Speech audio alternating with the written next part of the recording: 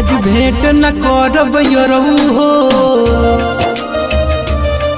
आज भेंट न करब यरऊ हो, जन गइल बिया माई हो।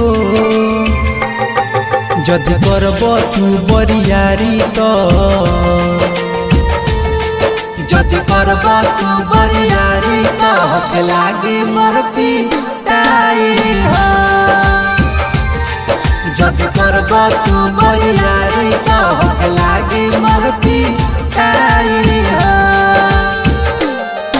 आज भेंट न करब यरऊ हो,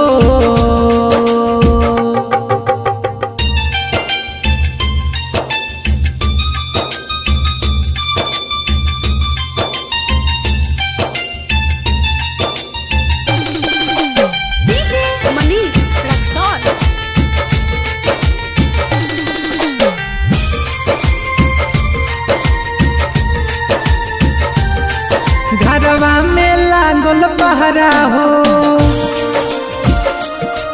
काहे नइखे बुझात तहरा हो।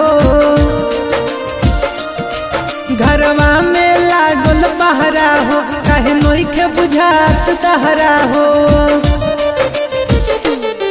फोनवे पर ले लो चुमा तू,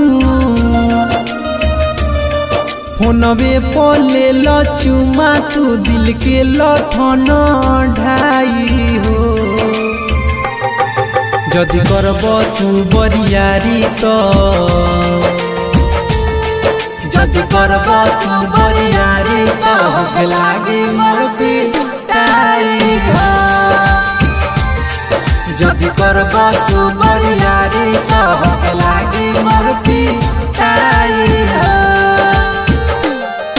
आज भेंट न करब यरऊ हो,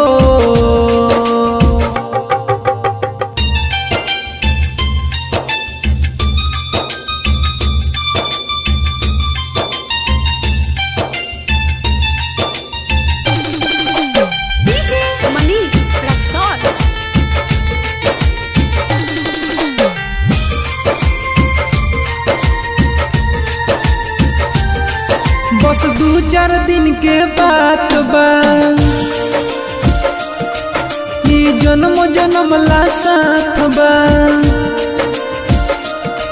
बस 2-4 दिन के बात बा, ई जन्म जन्म ला साथ बा। अरे नन्हे रुपये से पूछी लो,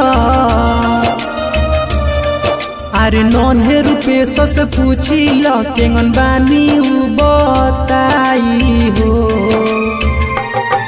जदि करब तू बरियारी तो, जदि करब तू बरियारी तो हक लागी मोर पिटाई हो। जदि करब तू बरियारी तो हक लागी मोर पिटाई हो। आज भेंट न करब यरऊ हो।